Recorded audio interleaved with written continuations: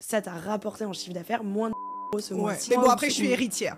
Papa est blindé, j'ai 4 baraques. Sur une année, tu peux faire un chiffre d'affaires entre 9 000 et 20 000 ou 25 000 euros dans l'année. Dans tous les cas, ce n'est pas assez pour vivre. Donc c'est chaud, ne faites pas ça. Lâchez pas votre CDI. On peut pas tout faire en même temps. Il faut savoir bien perdre de l'argent pour en gagner. L'avantage, c'est que quand c'est toi qui produis, tu prends tout. Mais est-ce que tu sais le faire? Une fois que tes potes, ils sont tous venus 2 fois, t'es genre, vous venez vendredi. La difficulté aujourd'hui, c'est pas de jouer, c'est toute la suite quand vraiment t'as envie de faire ça. J'ai été contactée pour faire une superbe soirée aux Folies Bergères. Pareil, c'est le même genre, ça va être entre et en chiffre d'affaires, ils avaient fait 12 millions d'euros.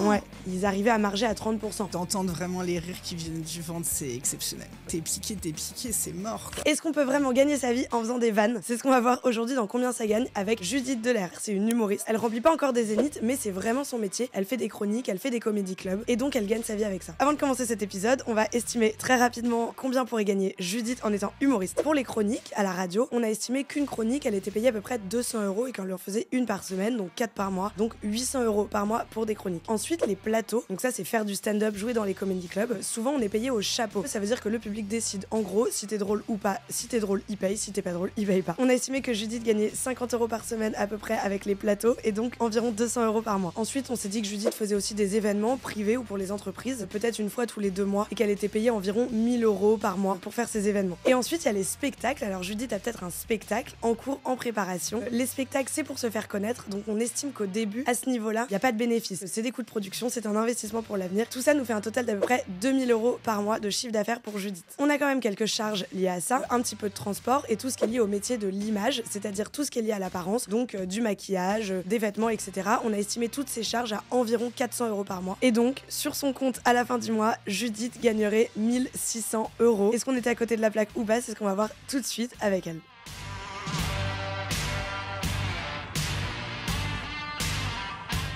Alors, nouvel épisode de Combien ça gagne? Combien ça gagne? Une humoriste aujourd'hui avec Judith. Salut Judith, ça Salut, ouais, ça va très bien. Je suis trop contente que tu sois là. Je suis trop contente, mais est-ce que c'est possible de renommer exceptionnellement cette émission comme Combien ça perd une humoriste quand elle n'est pas une énorme rosta? Il faut le dire, il faut la question. Voilà, on est là pour déconstruire le mythe. Mais c'est vrai qu'on a tous, enfin, en tout cas, moi j'ai un peu l'impression que les humoristes, t'as 2 extrêmes. Soit t'es une méga star et tu gagnes des millions, soit c'est galère. Moi, j'aurais tendance à plutôt dire qu'il y a 3 catégories, tu vois. Okay. La catégorie dont tu parles en premier lieu, c'est vraiment les restas, là où vraiment, là, c'est bain de thunes. Gad Elmaleh. Bain de thunes. C'est ouh. Bain d'évian comme Maria Carré. Exactement. C'est Redouane, Bougueraba, Gad Elmaleh, Jamel Debbouze, etc. Mais ça veut pas dire que c'est facile. Parce que tu vois, Gad Elmaleh, il était encore dans des comédie clubs. Tu vois, c'est des mecs qui bossent encore énormément. Ils se remettent en jeu tout le temps. C'est incroyable. Le truc, c'est que c'est des métiers où c'est jamais terminé. C'est pas t'es arrivé, ça y est, il faut toujours te réinventer. Tu dois te battre pour pas être has-been aussi, je me dis. Exactement. Toujours te remettre en question et tout. Mais donc, disons qu'à ce stade-là de notoriété et de... T'es safe, t'es bien, tu gagnes de l'argent, c'est sûr. Bah, en tout cas, t'as beaucoup de projets, t'as beaucoup d'opportunités. Les gens te suivent, t'as ton public et ça, c'est la clé, en fait. Et ils te suivent d'année en année. Donc, dès que tu pars sur un nouveau projet, tu peux quand même te dire que, sauf si tu fais une énorme bouse, les gens seraient quand même là, tu vois. Et après, moi, la deuxième, je trouve que c'est le middle. C'est un peu là où moi, je suis. Mais moi, je dirais que je suis dans le middle, mais un peu le bas du middle. Mais je vais t'expliquer pourquoi, c'est des phases. Je suis bien parce que du coup, t'es le middle, on a le cas d'usage de quelqu'un de middle. Ouais, middle, tranquille. C'est genre sans expectative énorme. Non, tu sais que bon, le zénith, c'est pas demain. Oui, mais le zénith est possible. Tout est possible en vérité. Tout est possible. Mais c'est plus un truc où t'as les clés, t'as fait déjà des trucs. Tu vois, moi, j'ai déjà fait un 1h10. Je sais ce que c'est que de jouer toutes les semaines dans une belle salle. Tu vois, j'ai joué dans une salle de 100 places. Donc, ça commence à être des belles salles, tu vois. Toutes les semaines, donc t'as la mécanique aussi, tu vas nous raconter. C'est pas la même chose d'avoir son spectacle toutes les semaines dans ce qui s'appelle être en programmation et de faire des exceptionnels ou de faire des comédie clubs. C'est d'autres choses et ça se répond, si tu veux. Ouais, ça se complète. Puis là, je suis à la radio, donc j'ai un média avec moi. Enfin, tu vois, il y a des trucs super intéressants. Par exemple, ce mois-ci, tu vois, j'ai fait 2 chroniques à la radio. Ensuite, j'ai fait 4 petits comédie clubs très intimistes pour tester des trucs. Donc, j'ai pas communiqué dessus, j'ai pas ramené de monde dessus, j'ai gagné au chapeau. C'est-à-dire que j'ai pas été payée en cachet par le Comedy Club, c'est des petits Comedy Club et j'en donne ce qu'ils veulent après. Donc tu vois, en moyenne, j'ai fait bon, il y a un soir, on a gagné 4 €, mais il y a un autre soir. Mais non, mais c'est pas grave. Ça te rappelle l'importance de l'argent. 1 €, c'est 1 €, c'est bien. J'ai gagné aussi 40, tu vois, donc donc ça m'a fait un peu de sous. On va dire qu'avec ça, déjà, bon, voilà. J'ai fait un plateau payé. Ouais, pardon. Donc les 4 Comedy Club au chapeau, ouais, sur les donc 4, en t'as tout, gagné quoi, 100 €? Non, peut-être 75. 75 €, ouais, ok. 75. Et les chroniques? Et tu bois ton verre, hein. Donc 75, t'as pris ton transport, tu bois un verre parce que tu bois quand même un verre. Bon, voilà, tu vois, ça va vite. Les chroniques? Ouais, les chroniques, écoute, je peux pas dire le chiffre exact, mais en gros, c'est entre 70 et 100, donc on va dire 80, tu vois. Et par contre, j'ai eu des trucs qui rapportent plus et qui font que moi, je trouve c'est un peu le truc qui te tient jusqu'au moment où là, je vais réavoir mon spectacle. C'est une commande, entre guillemets, ou un truc plus soit d'une entreprise, soit d'un festival qui t'invite et qui te propose un cachet. Là, par exemple, j'ai fait la première édition du Energy Comedy Club. Là, tu vois, ils nous ont en plus demandé de faire quelque chose de tout à fait nouveau. C'est-à-dire qu'on prenait pas des trucs de nos spectacles respectifs. Ils nous ont donné un thème et du coup, on a aussi écrit. Donc, tu vois, là, c'était pas juste venez faire ce que vous faites déjà. Il y avait un peu de taf de prépa. Ouais, venez et est-ce que vous êtes OK pour faire un truc spécifique pour cette soirée, tu vois. Ok. Donc là, j'ai fait ça, par exemple. Et ça, t'as gagné combien? Je vais dire, j'ai gagné entre 300 et 500, on va dire. Et encore, là, c'est bien, hein, ça peut être beaucoup moins. Hein, donc là, si je fais mon calcul sur ce mois-ci, on est à 600 à peu près. Ouais, mais après, je gagne parce que je fais d'autres trucs à côté. Oui, mais est-ce que t'as gagné d'autres choses juste en humour ce mois-ci ou pas?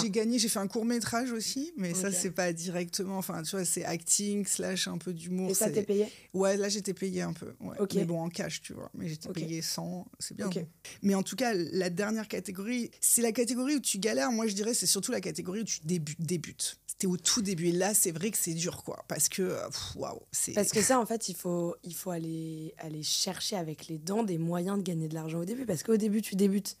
Tu fais quoi? Tu fais des vidéos sur les réseaux sociaux, tu essayes de faire ce qu'on appelle des plateaux, c'est du stand-up. Surtout ça, ouais. Et donc ça, j'imagine que c'est un peu la croix et la bannière pour réussir à te faire intégrer, tu dois faire la queue, passer et tout. Écoute, il faut avoir du temps. Il faut avoir du temps, il faut avoir l'envie, il faut avoir beaucoup d'humilité parce que c'est très dur et c'est dur quand ça marche pas. Hein. Le beat, c'est vraiment un truc, ça te suit, quoi. T'as un peu la hantise du beat quand même, c'est dur, quoi. Moi, j'en ai fait une fois, 300 personnes. C'est vrai. Il y avait des blagues en anglais. Enfin, des petits mots en anglais, c'était pas du tout mon public, que des hommes de 70 ans qui se disaient déjà, mais d'où elle est sur scène, c'est une meuf, elle a des talons de 12, casse-toi, quoi. Non, je déconne. Bon, ils se disaient peut-être pas ça, mais franchement, c'était chaud. Mais c'était quoi le bide? Non, mais tu sens que c'est pas le délire, tu parles de trucs, c'est un peu, tu vois, tu parles de sujets qui leur parlent pas, et tu sens que tu les perds, et ils sont là, et ils sont loin, et tu sens que, waouh. Mais comment t'arrives à ne pas te démonter à ce moment-là? En fait, t'as tes potes. Ça doit être de l'entraînement. Non, t'as tes sauces qui eux, t'as tes meilleurs potes. T'as la garde rapprochée. Tu sors, t'as la chiale. Tu montes pas. Moi, j'y suis sortie, en plus, tu peux pas pleurer parce que t'es avec d'autres gens, faut tenir le truc, faut faire comme si... Ouais, c'était bien. Tu vois, t'es en représentation, c'est pas... Le truc, c'est que c'est pas tu sors de scène et t'as fini de travailler. En fait, on t'a payé pour un truc. Si ensuite tu dois discuter, commenter, tu dois être dans le smile, t'es artiste. Et là, je vois quelques potes à moi que j'avais emmenés avec moi. C'était au tout début, tu vois. Et je me souviens, je vois notamment ma petite sœur qui est genre mon crew de ouf, tu vois. Et je la regarde. Et tu sais, les gens qui t'aiment, ils peuvent pas te mentir. Ouais. Tu vois, ça marche pas. Et je la regarde, je dis, waouh, c'était chaud, non? Elle me dit, écoute, sister, c'est pas ton public. Et là, t'es genre... Ouais, mais vraiment, ils sont nombreux à pas être mon public ce soir. Non, c'était chaud. Après, j'exagère, c'était pas pendant tout le passage, tu vois, mais quand même, les moments, tu as l'impression que ça dure 120 ans et que tout le monde est en train de te jeter des choses alors que les gens font rien. Après, ça, j'imagine que ça te blinde un peu et que quand t'es artiste et que tu fais de la scène et tout, ce genre de truc, ça doit être un truc qui te donne plein de force après pour pouvoir tenir. Tu dis, j'ai vécu ça, je peux vivre tellement pire maintenant. Enfin, je pense que c'est quand même... Et puis, c'est de l'entraînement, quoi. Il faut encaisser et puis aussi, il faut accepter de lâcher prise. C'est nécessaire de faire des bides. Je sais pas quel humoriste racontait ça, mais qu'il faut faire plein de bides pour justement être hyper blindé. Ouais, vraiment. Et se relever vite et avoir encore envie de jouer le lendemain. Ouais, c'est ça. Et aussi lâcher prise, tu vois, c'est un métier où tu as tendance à te dire que t'es responsable de tout. Mais en fait, ta vraie responsabilité, c'est de toi venir avec la dalle de jouer, avec l'envie de raconter ça comme si c'était... Ouais, exactement, tu vois, d'être authentique, de donner tout ce que t'as. Mais après... bon, les gens, telle blague, ça les fait pas rire, tu vois. Alors, bon, tu sais, quand tu commences, c'est vrai que c'est la galère et tout. Il faut quand même dire qu'aujourd'hui, ça a explosé, hein, l'humour en France, ça y est. Donc, il y a énormément d'endroits. Bien sûr. Okay. Et là, aujourd'hui, tu vois, t'es un jeune humoriste, même t'as rien fait, mais juste, t'as envie d'essayer, t'as gratté 3 trucs et t'as 3 minutes de scène que t'as envie de tester. Tu peux le faire. Il y a plein d'open mic, ça s'appelle, dans Paris. C'est possible de jouer. Tu peux jouer. C'est pas, la difficulté aujourd'hui, c'est pas de jouer. La difficulté aujourd'hui, c'est toute la suite quand vraiment tu as envie de faire ça, quoi. Moi, j'ai déjà joué mon premier spectacle à Paris. Donc, j'avais une programmation. Donc, je peux te parler de ce que c'est aussi d'avoir son spectacle. Le spectacle, en vérité, c'est quand même le cœur. Après, aujourd'hui, il y a aussi des gens qui décident de faire une autre stratégie. Tu m'arrêtes si je suis pas hyper claire. C'est qu'il y en a qui se disent, bon, si je crée un spectacle, ça veut dire qu'il faut que je trouve un public qui vient, parce qu'il faut payer les salles. Ça, je te dirais, il y a 2 façons de payer les salles. Mais il va falloir que je fasse venir mon public. Donc, il y a ceux qui explosent, par exemple, d'abord sur les réseaux sociaux. Il y en a qui font que de la vidéo, par exemple, ils explosent sur les réseaux, et ensuite, du coup, ils vont faire un spectacle tout de suite. La plupart des gens, ce qu'ils font, c'est qu'ils essayent de rôder des 5 minutes, 10 minutes, 15 minutes, 20 minutes. Donc, tu testes, tu rôdes, et puis à la fin, tu arrives à avoir 1 heure ou 1h10, et là, tu vas voir des salles de spectacle pour être programmé. La difficulté de la programmation, et c'est pour ça que certains font pas cette stratégie-là, mais préfèrent rester plus longtemps dans les comédie clubs, c'est que la programmation, tu as 2 options. Soit tu es en autoprod, ça veut dire que tu te débrouilles. Tu produis toi-même tes spectacles. Ça, voilà, donc tu fais ta promo, tu remplis ta salle, tu fais les posters, les flyers, si tu as besoin de quelqu'un pour distribuer, scénographie, de tout, exactement, de costumes, de tout.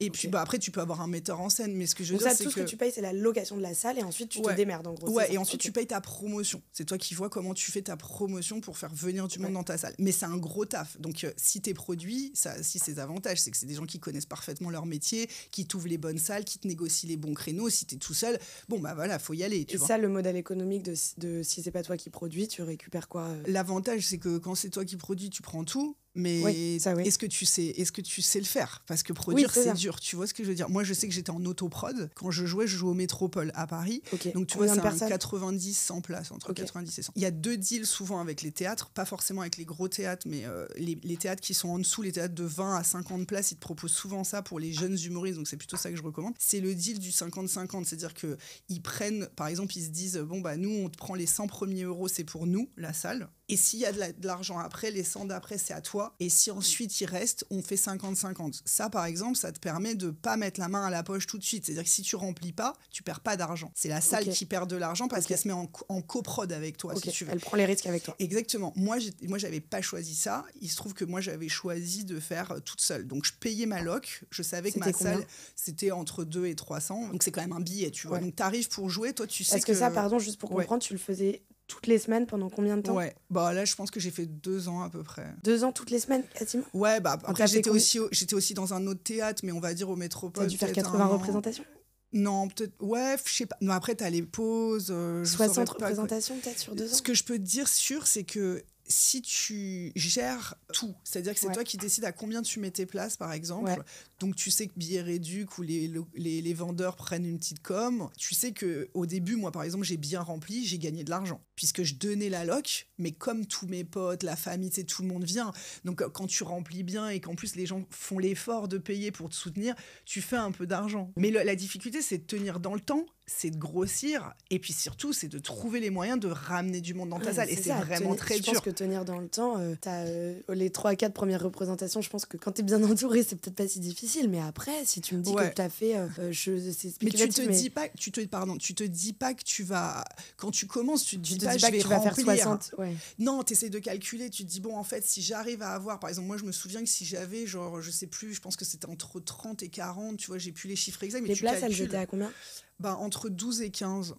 Ok. Mais parfois, tu fais des invitations, parfois tu fais des places à 10 € parce que tu as besoin de remplir, tu vois, tu t'adaptes en fait. Mais tu sais que si tu arrives à avoir tant de personnes qui ont payé une place niveau 1, parce que souvent tu as des places de deux catégories, on va dire, parce que en fait tu fais les trucs avec les revendeurs, donc tu suis un peu le côté grosse réduction, etc. Et toi, l'objectif, c'est surtout de remplir. Parce qu'il faut que les gens en parlent, il faut qu'ils te mettent une critique, il faut qu'ils disent à leurs copains de venir.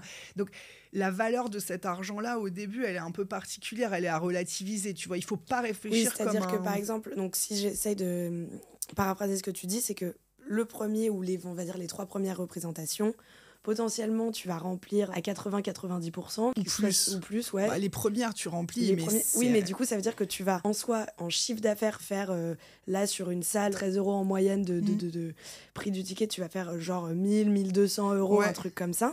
Toi ta salle elle t'a coûté 250 € environ, donc on va dire que tu peux, si tu remplis, faire 900 €, mais en réalité c'est pas 900 € vraiment de bénéfice, parce que c'est 900 € que tu vas devoir très très très très vite réinvestir pour soit parier sur l'avenir, rebooker la salle en se disant bah là tu vas peut-être que remplir à 70%, donc réduire ta marge, payer du marketing. Ouais, et donc, bien sûr. Et tu vois, c'est pour ça aussi que le nerf de la guerre, entre guillemets, c'est vraiment d'avoir ton public. Et c'est pour ça que les gens et c'est pour ça qu'aujourd'hui, les réseaux sociaux, ça t'offre un truc génial, quoi. C'est-à-dire que t'es maître de ton truc. Moi, par exemple, beaucoup de mes amis ont fait une stratégie qui était de prendre la toute petite salle au début. Ça, c'est vraiment une stratégie de tu rodes ton spectacle, tu remplis pas trop, mais du coup, t'as pas beaucoup de pression, tu perds pas d'argent, t'en fais pas vraiment non plus, mais t'en perds pas, donc t'as pas la pression. Tu te mouilles en conditions réelles sans avoir... Ouais, et surtout, tu vois, moi, je sais que la pression, elle était élevée, quoi. Et pourquoi t'as fait ça, toi, ce choix-là ? Bah, avant, j'ai joué quand même dans un autre, mais parce que, je sais pas, j'étais... je chantais. Ouais, je me disais, ça peut être cool... J'avais envie, quoi. Tu vois, j'avais envie de kiffer. En fait, j'avais pas envie de me dire « Ah, mais imagine, il n'y a pas assez de place. » Tu sais, j'étais dans un côté un peu ado de « Venez tous, on est tous là. » Et en fait, waouh, j'étais en mode « Mais hey, il faut qu'on prenne un truc à 150 places. » Et en fait, waouh, les gens, une fois que tes potes, ils sont tous venus 2 fois, t'es genre « Vous venez vendredi ?» Et en plus, précision, donc tu vois, tu as une hiérarchie dans les salles. En fait, dans ce métier, tu as juste de la hiérarchie, il faut que tu passes le step d'après. Donc, tu as ton spectacle, salle 1. Quand tu remplis bien, salle 2.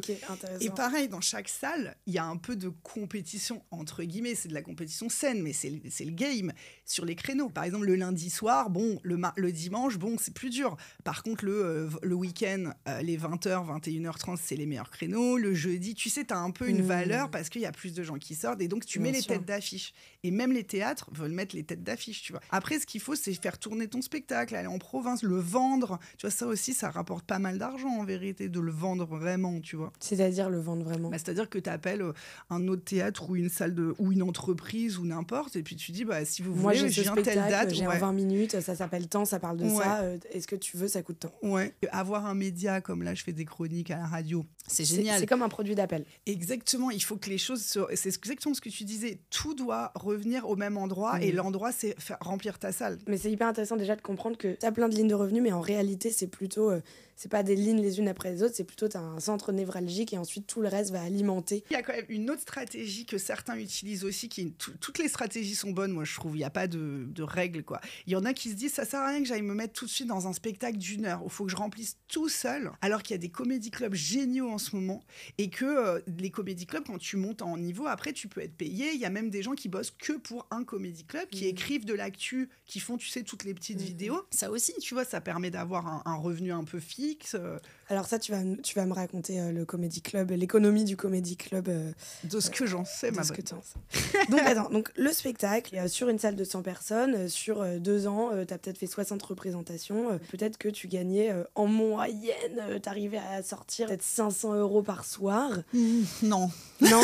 Non, ça dépend. Non, ça dépend trop. Non, mais ouais, oui, parce que au début, tu fais 900, la fois d'après 200, la fois d'après 0. Et encore, tu vois, 900, en vérité, pas vraiment au début, parce que tu as aussi les invitations, tu as aussi, tu vois, tu as beaucoup de coûts, tu as tes posters, entre guillemets, tu as tes flyers, tu as le temps que ça te prend. Si, par exemple, tu prends quelqu'un pour t'aider, pour faire un peu de promo, tu dois le payer, tu as ton metteur en scène, tu as des gens qui travaillent avec toi, tu as le matériel donc que tu as utilisé. Toi, ça t'a rien rapporté?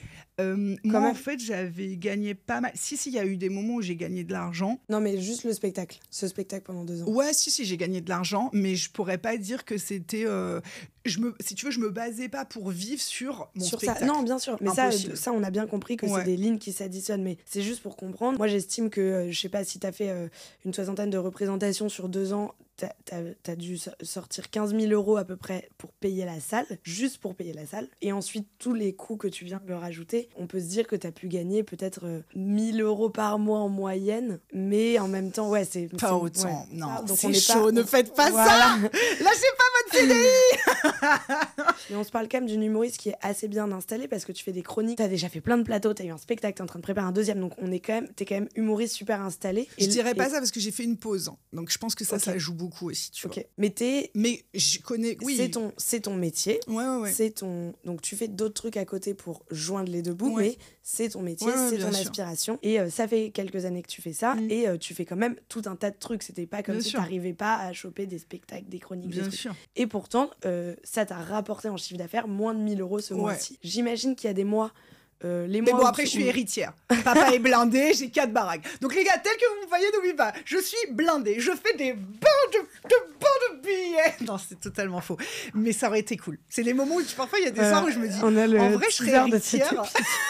En vrai, il y a des moments, tu sais, quand t'es au fond du trou, tu te dis, putain, je me suis donné, j'ai gagné 12 €. Waouh, quelle soirée de merde. Et en plus, j'étais pas à mon max. Et tu te dis, si j'étais héritière, ça serait tellement cool. Ouais, non. Je pense que tu serais pas... Tu ne déplacerais pas autant de montagnes si t'étais héritière, peut-être. C'est sûr, ouais. Tout ça pour dire que t'as quand même... l'humour t'a rapporté moins de 1 000 € ce mois-ci. Oui. J'imagine qu'il y a des mois où ça peut te rapporter plus 1 500. Ouais, bien sûr. Même plus, voire plus, parce que tu fais ton spectacle, parce que t'as pas fait 2 chroniques, t'en as fait 4. Parce que t'as fait un festival et que t'as joué 2 fois en vendant ton spectacle. Ouais, on est d'accord que c'est très, très, très variable. C'est très variable. Et c'est aussi variable en fonction de ta popularité du moment. Est-ce que t'as fait un gros truc? Est-ce que tu buzzes? Est-ce que tout le monde te veut? En fait, c'est aussi ça. Là, moi, je suis dans une phase où j'ai pas Ouais, et puis là, je suis dans une phase, j'ai pas de... Bon, je te dis, mon spectacle est pas encore là. Mes réseaux sociaux sont actifs, mais pas suractifs, tu vois. Mais quand tu commences à avoir... on te veut, tu vois, on veut te voir. Bah ouais, et puis plus les gens te suivent et plus tu fais des trucs. Moi, j'ai compris l'économie. J'ai compris que tu sur une année, tu peux faire un chiffre d'affaires entre 9 000 et 20 000 ou 25 000 € dans l'année. C'est ma spéculation. Ouais. Je suis à peu près là-dedans. Ou après, tu peux faire beaucoup plus. Hein. Non, mais toi, dans ton cas, c'est les niveaux de variabilité. Bah, dans ce step-là, qui est un step de préparation, ouais. Okay. Parce que c'est un step, en fait, il faut vraiment comprendre qu'il y a des étapes. C'est pour ça, les gens qui veulent se lancer, tout le monde peut se lancer. La question, c'est juste d'être un peu clairvoyant et rationnel sur... T'as des steps, en fait, c'est pas une ligne. T'as des steps, t'as des étapes, tu montes, tu descends, tu vois, et il y a des moments où tu dois perdre de l'argent et où t'es à perte. Moi, par exemple, en ce moment, je suis dans de l'investissement. Parce que ça va pour après, pour d'autres choses. Tu vois ce que je veux dire? Mais donc, surtout, si tu regardes comment t'arrives à vivre, un truc très important, c'est de dire... Donc là, j'ai dit un chiffre. Ça fait 6 fois que je mets cette chemise, par exemple, cette semaine. C'est d'où l'odeur un peu... c'est chargé, hein. Mais c'est moi. Non, c'est faux. Non, mais j'avais mes économies parce que et puis je gagne de l'argent à côté. Justement, c'est ça. J'aimerais juste préciser ça. C'est ton métier et tu fais plein de trucs. Et pourtant, un chiffre entre 9 000 et 25 000 €, dans tous les cas, ce n'est pas assez pour vivre. Donc, tu fais des trucs à côté. Très rapidement, après, j'aimerais que tu nous dises quoi, juste pour que les gens puissent se projeter et expliquer que donc tu dois trouver d'autres moyens de gagner de l'argent.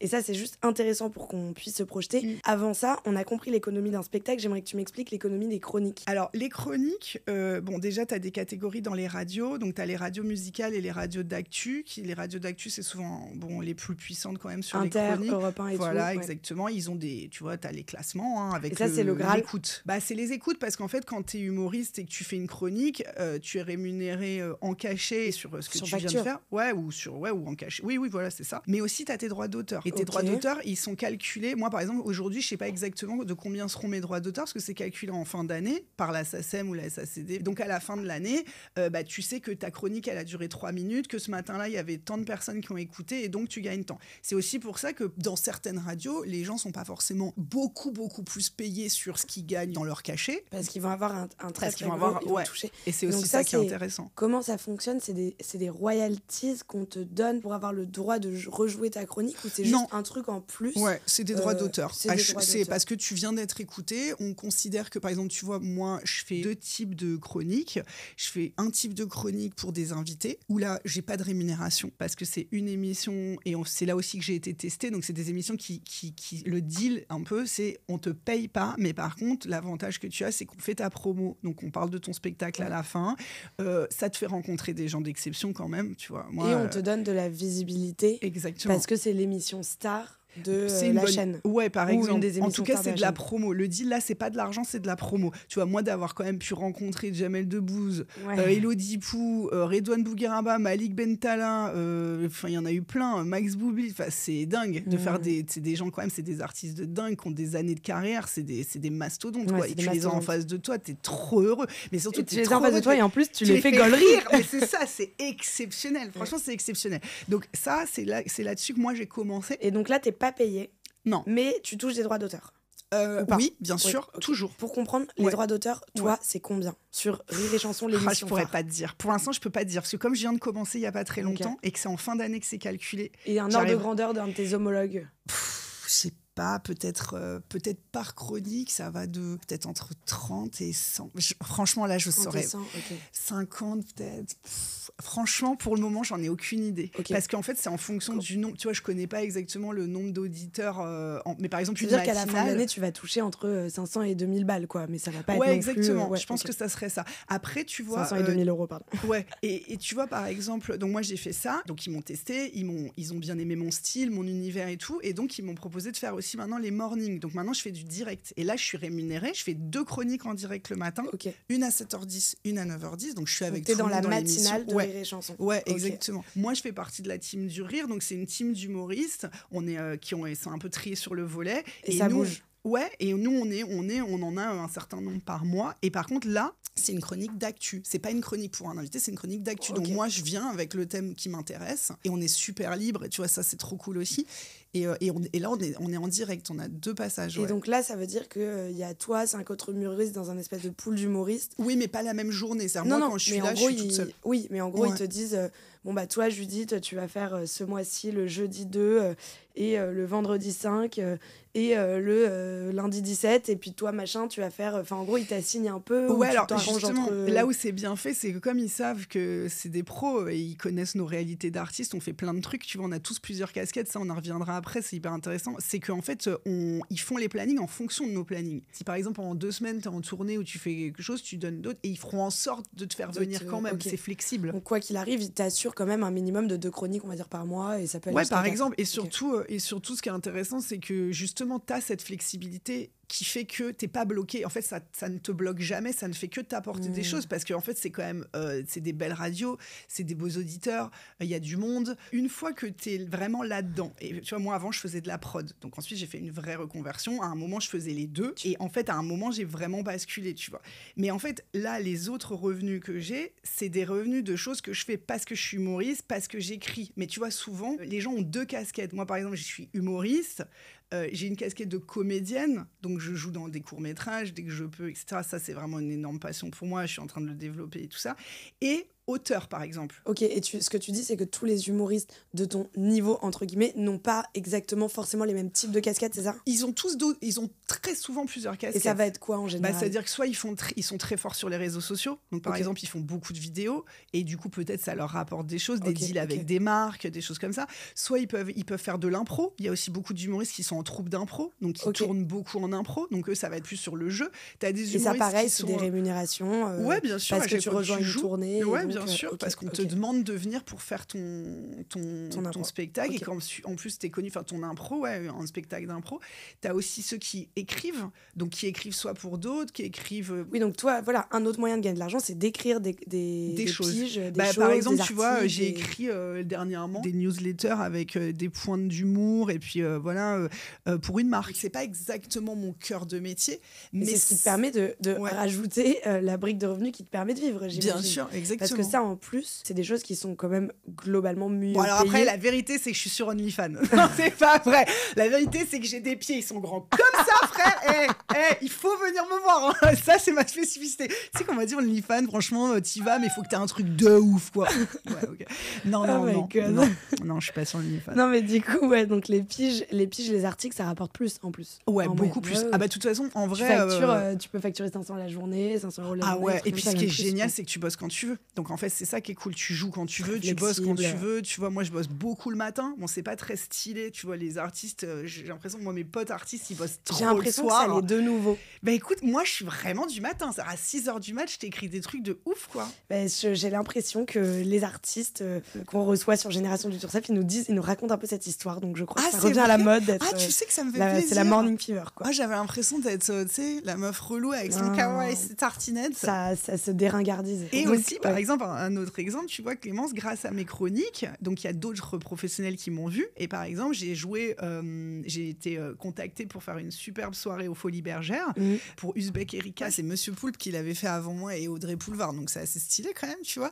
Pareil, c'est le même genre, ça va être entre 500 et 1000 tu vois. Ouais. Donc c'était pour une soirée. Donc oui, ça c'est hyper bien. Ouais, et puis surtout, moi je trouve que quand même, c'est vraiment des gens et des milieux où les gens connaissent quand même. Enfin, après, il y en a d'autres qui vont peut-être dire, mais pas du tout, les gens c'est des gros rats et tout. Moi je sais pas, pour l'instant j'ai eu la chance de travailler avec des gens super qui ont quand même vraiment la notion du temps. Tu vois, c'est pas des gens qui vont te vendre cette soirée-là et pas te dire qu'en fait t'as 4 jours de boulot en plus, tu vois, ils aviseront pas. Ils t'expliquent au début, c'est à prendre ou à laisser. T'as quand même 300 personnes en face de toi. Oui, en plus, j'avais jamais mis ils m'ont donné le truc d'avocat là. Ouais, avec le petit bâtonnet là. Ah, j'ai vendu. Ah non, c'est pas celui-là. Coupable. C'était trop cool. Non, très sympa. C'est très très drôle, j'aurais aimé voir ça. Bon, on comprend du coup qu'on n'en vit pas encore. Ouais. Que tu peux gagner entre moins de 1 000 euros et 2 000 euros par mois, très variable, mais on va dire en faisant tout ce qu'on vient d'additionner là. Ouais. J'aimerais juste comprendre un peu qu'est-ce que tu as comme charge dans tout ça. En vérité, je pense que pour le coup, les charges réelles, c'est le transport. Ouais. Quelquefois, quand même, tes taxis. Ouais. Parce que quand c'est en plein hiver et que tu vas à la radio, est-ce que t'es vraiment chaud à 6 dumes pour être dans le métro? Et ça, c'est toi qui paye, ça, il te défraie pas. Ça dépend. Ça fait partie du... Ouais, ça peut dépendre du projet, Okay. Mais bon, quand même, moi, je compte quand même mes transports, je compte mes repas aussi, je compte... je compte... Il y a quand même un peu de tenue, de le maquillage, mon Dieu. Maquillage, ouais, non, mais ça, des métiers d'image. Hein. Moi, je veux dire, mais les hommes, je sais pas, eux, ils ont un avantage sur nous, ils ont pas besoin d'eux, peut-être, mais franchement, moi, j'avoue ça peut monter à 200 euros par mois, tous ces trucs-là, non? Ouais, parce qu'en fait, quand t'as les tu moyens, joues... quoi, mais... je sais pas, tu vois, Énergie, par exemple, ils me proposent un comédie club, il y a un cocktail et tout, si tu veux, la charte, c'est ça.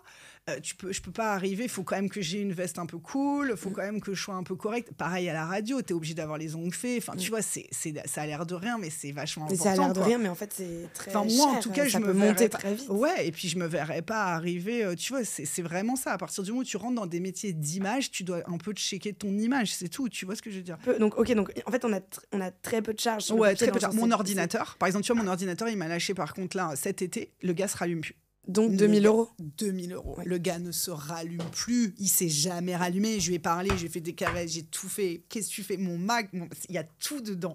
T'as tout perdu? Non. Heureusement, ils m'ont tout repris.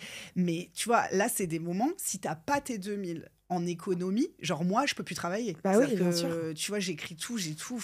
J'ai mes docs partagés. Bien sûr, il faut... Et puis cet argent, effectivement, il faut avoir un petit fonds de roulement, on appelle ça, bien sûr. À part ça, qui est, on va dire, une charge que tu peux amortir sur 3 ans ou un truc comme ça. Sinon, tu vas avoir transport, maquillage, tenue, machin, ça va être... peut-être 200 euros par mois. Un peu plus quand même, parce que si tu comptes ce que à chaque fois que tu vas quand même quelque part... 400 Ouais, quand même, tu vois, tu manges. 400, moi, je mange sans gluten, désolé.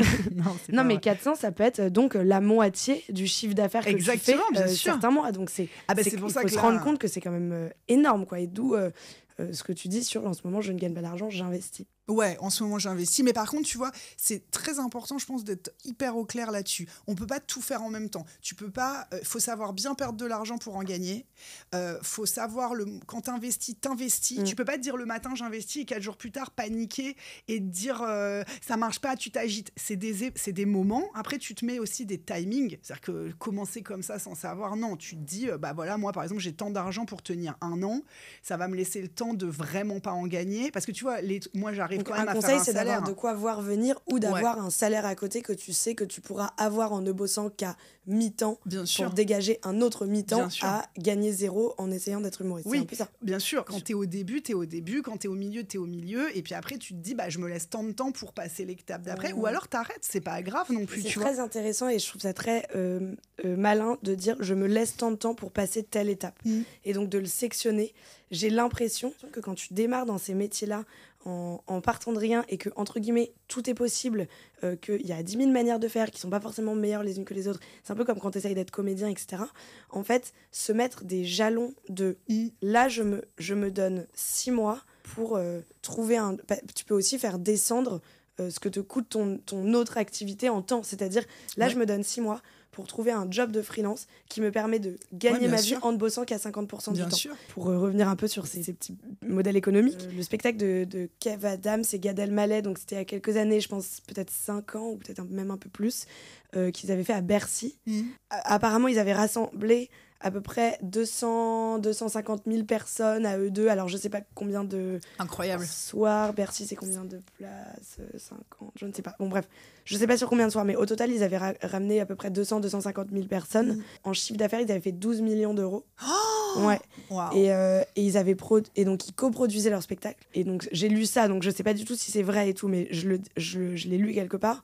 Que la marge là-dessus, comme ils étaient en coprod et ils auto-coproduisaient leur spectacle, ils arrivaient à marger à 30%. Pourquoi c'est 30% et pas plus, même en autoprod? C'est parce que eux, ils ont de la scéno, c'est des énormes trucs, donc tu as des coûts qui sont énormes. Je pense que quand tu t'autoproduis et que ça marche à beaucoup plus petite échelle, tu peux marger à plus, mais déjà c'est énorme. Donc en fait, ils s'étaient récupérés pour ces spectacles-là, chacun dans leur poche, en théorie, 1,5 million chacun, 3 millions à se partager. Sympa. Voilà, sympa. C'est vraiment purement spéculatif, encore une fois, hein, je l'ai lu quelque part. Je sais pas si c'est vraiment ça au final, si quand t'enlèves tout, mais en fait, tu te dis, c'est fou de voir que même des humoristes tête d'affiche, etc., ils vont gagner très, très, très, très loin des immenses stars. Et en fait, c'est marrant, tu peux être considéré comme une star, mais en fait, financièrement, ça peut être beaucoup moins important, conséquent que ce qu'on pense, tu vois. Après, la prod, c'est particulier aussi. C'est-à-dire, il y en a beaucoup qui se tournent vers la prod parce que c'est vrai que quand tu sais produire, moi, tu vois, c'est ce que je faisais avant à une autre échelle et c'était pas sur du spectacle évident, mais quand tu sais bien produire, tu fais de la marge. Normalement, tu fais de l'argent, tu vois, et tu sais exactement combien tu fais et comment faire. Et en fait, plus tu développes, c'est aussi pour ça qu'il y a toujours le débat sur est-ce qu'on veut être en autoprod ou en prod. Autoprod, t'es libre.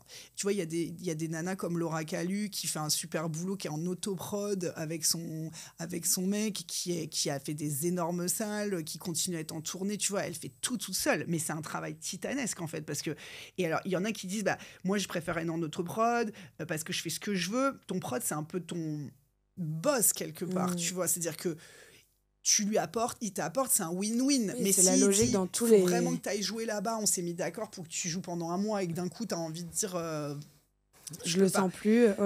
Après, c'est des trucs on travaille, hein, donc de toute façon, non, on est mais engagé. j'ai l'impression que c'est une logique similaire dans tous les différents métiers d'artistes. Je pense que quand t'es comédien ou chanteur, t'as beaucoup de chanteurs qui tiennent à ce... Clémence, quand j'étais chanteuse, hein, la fois où j'ai fait le Zénith, je peux te dire que c'était assez chaud patate. Non. Waouh, pardon. J'avais tenu plus de 2 minutes 30, c'était pas mal. Pardon. Non, mais oui, t'as plein de chanteurs qui financent, enfin qui produisent eux-mêmes leur tournée. Ouais. Parce qu'ils ont un truc business où ils comprennent que potentiellement ça peut leur rapporter plus. Ouais, et puis après, ce qui se fait beaucoup maintenant aussi quand tu commences à être un peu fat, c'est de coproduire. C'est-à-dire que tu fais pas tout seul, tu te maques avec une bonne prod qui connaît les salles. C'est leur taf, ils sont super forts. Tu vois, les bons producteurs, c'est quand même des gens qui connaissent les salles, qui savent à quel moment faut te faire jouer où, qui savent négocier les créneaux, qui savent te faire passer devant les autres à tel moment parce que c'est plus tactique, qui savent normalement te goupiller au top. Après, tu as les tourneurs, ceux qui organisent les tournées. Mais tu vois, c'est des gros qui savent communiquer. C'est des métiers. C'est des vrais métiers à part entière. Tu vois, les mecs, ils se tournent pas les pouces toute la journée. Donc, c'est vraiment des professionnels. Donc, quand ils taffent pour toi, ça te permet de mettre toute ton attention sur ta partie à toi, c'est-à-dire l'artistique. Et après, tu as en effet l'entre-deux où tu peux coproduire, donc prendre un peu de risque avec le producteur ou avec le tourneur, mais tout en bénéficiant, entre guillemets, de son expertise avec la contrepartie. Et puis tout à fait, c'est exactement ce que tu dis. Et puis en plus, c'est aussi le moment où tu récupères un peu plus d'argent. C'est-à-dire que quand tu produis, tu gagnes plus que quand on te donne juste... c'est l'idée, bien sûr. Et c'est ça tu prends les risques... tu risques plus gros, mais tu risques aussi de gagner plus. Ouais, voilà, c'est ça. Et c'était un peu, tu vois, on retombe sur nos pattes un peu sur la question de la stratégie, quelle salle je prends à quel moment. Tu vois, moi, j'avais fait ce choix-là. Il se trouve que j'ai sans doute à ce moment-là gagné plus que certains autres, mais que sur la durée, c'était pas forcément viable. Non, parce qu'en fait, quand tu prends une petite salle, tu sais que pendant 1 an, tu vas pas gagner d'argent, donc t'es un peu genre mais là ça marche bien, machin, mais en même temps t'as pas de pression, tu peux te concentrer sur autre chose et t'en perds pas. Donc parce que quand t'arrives et que tu dois mettre beaucoup d'argent sur la table, en vrai, t'es quand même pris dans putain, ce soir je remplis pas. Enfin, moi j'ai déjà joué devant 8 personnes ou c'est dur parce que la salle elle est grande. T'as pas du tout le même effet, c'est marrant. Qu'est-ce que tu préfères dans ton métier ? C'est quoi la partie que tu préfères? Ah bah moi, d'entendre vraiment les rires qui viennent du ventre, c'est exceptionnel. Okay. Et quel que soit l'endroit, quelle que soit la personne, quelle que soit la condition, c'est moi les énormes rires. Le rire vraiment, tu t'y attends pas et je te fais rire. Pour moi, c'est une drogue. Mais d'ailleurs, du coup, c'est... Tu vois, c'est... Après, tu passes ta vie à essayer de l'alimenter, quoi. Bah, t'as ce truc un peu, quoi. Quand t'y arrives pas, c'est dur, quoi, tu vois. Ta pire galère dans ce métier? Il y en a eu tellement. Genre, non, ouais. Écoute, ma pire galère, c'était quand à un moment, j'ai joué au Feu de la Rampe, qui n'existe plus, d'accord. Okay. C'était ma première programmation. J'avais une salle de 60 places qui était un peu chère d'ailleurs, donc j'avais un peu la pression, mais je m'étais dit, ah vas-y, allez, je le tente. Non. Écoute, hein, tout le monde vient, c'est ma première programmation. Tous mes potes payent, tout le monde joue le jeu et j'arrive à faire, je sais plus, je sors 1005. Je m'en souviens. 1005, après avoir payé la énorme. Salle. Ouais, je gagne 1005. Et ils doivent me donner mon argent, tu vois. J'attends, en fait. Et tous les mois, normalement, ils font les calculs et puis voilà. Et je reçois un mail. Donc, c'est la fin de ma programmation. C'était pas au début. Hein. J'envoie un mail de « Coucou, j'ai pas eu mon virement. » Et là, je reçois un mail automatique, frérot. Un mail automatique d'une personne inconnue qui s'appelle Communiqué de presse et qui dit... Bonjour. Nous sommes au regret de vous informer que nous sommes en liquidation judiciaire. Pour toute demande, n'hésitez pas à contacter le cabinet d'avocats. Nanana. Au revoir et à bientôt. Plus personne au téléphone. T'as jamais touché l'argent? Non. Waouh. Oui, non, si tout ça a été à refaire, est-ce que je le referais? Ouais, parce que j'y reviens. Même quand j'ai fait ma pause, tu vois, qu'est-ce que tu veux que je te dise? T'es piqué, c'est mort, quoi. Je comprends, ok, mais c'est bien de voir que c'est dur, mais t'y reviens. Dernière question. Ouais. Est-ce qu'il y a un autre... c'est la dernière question. Avant que je te laisse, mais non, alors merci déjà, j'étais trop contente de faire ça avec toi. Ouais, merci. C'était passionnant, hyper riche, on a des milliards d'infos et j'ai l'impression quand même d'avoir bien compris, mieux compris comment marchent toutes les mécaniques et qu'est-ce que tu peux espérer gagner dans les différentes possibilités quand tu es une humoriste. Donc ça, c'est vraiment super, donc merci pour ça. Et merci d'avoir tout partagé avec transparence. Merci à toi. Avant de te laisser, est-ce qu'il y a un autre métier pour lequel tu aimerais savoir combien ça gagne? Mais 1000. Trop. Podcast, ouais, alors ça on me le demande tous les jours à peu près. Bien sûr. J'ai décidé que pour l'épisode 100 de combien ça gagne, je ferai un épisode combien ça gagne un podcast. Ça, alors une baraque à frites sur la plage. Baraque à frites, super. Non mais ça j'aimerais trop. Et tu sais ceux qui font les trop bonnes frites et les trop bonnes crêpes sur la playa là dans le sud, ça eux je les adore. Okay. Et aussi ceux qui font pareil, c'est pas les frites mais eux qui font tu sais les crêpes barba papa et tout, et t'as la meuf qui est là depuis 20 piges qui est trop gaulerie et qui te parle, qui fait des blagues aux kids et tout, ça j'aimerais trop aussi. Ça j'avoue, mais ça doit être beaucoup de noms déclarés je pense, mais ah ouais c'est sûr, mais j'avoue ce serait très drôle, c'est un bon épisode estival, je vais essayer de trouver ça. Ah ouais, ça serait trop bien, une grosse baraque à frites là. Très drôle, ouais. Très très marrant. Ok, et trop bien. Alors, où est-ce qu'on te suit? Comment on te... comment on va te voir? Comment on te découvre? Ouais, écoute, vous pouvez me suivre sur TikTok. Vous pouvez me suivre surtout en ce moment sur Insta parce que c'est là que je vais mettre mes prochaines dates, mes rodages de spectacle. Judith de l'air. Voilà, on est sur un nom tout à fait lambda, j'ai envie de te dire. Mais si tu le fais en espagnol, c'est assez stylé. Regarde, de l'aire. Là, tu te dis que tu parles à quelqu'un qui a des prédispositions. Et d'ailleurs, Judith ne fait que des blagues en espagnol. On l'a pas précisé. Claro que sí, en Madrid también. Non, franchement, je dis juste bailamos et salsa picante. Non, mais vous pouvez me suivre avec donc, plaisir. Insta, TikTok et ton nouveau spectacle qui est en cours là. Et qui sera, t'as une date ou un mois de début ou... Non, je suis un peu superstitieuse. Alors on dit pas. Mais on dit pas, mais vous suivez Judith sur Instagram et vous découvrirez. Il y a mes plateaux, il y a mes chroniques, il y a mes vidéos, il y a surtout les prochaines dates. Et en plus, ça sera cool d'avoir un public frais pour rôder et tout. Donc venez. Si vous écoutez ce podcast, c'est que vous êtes des cools. Donc venez. Venez voir Judith dans ses plateaux et écouter ses chroniques. Ok, trop bien. Merci Judith. À bientôt. Salut. Et abonnez-vous à Combien ça gagne si vous êtes nouveau. Salut.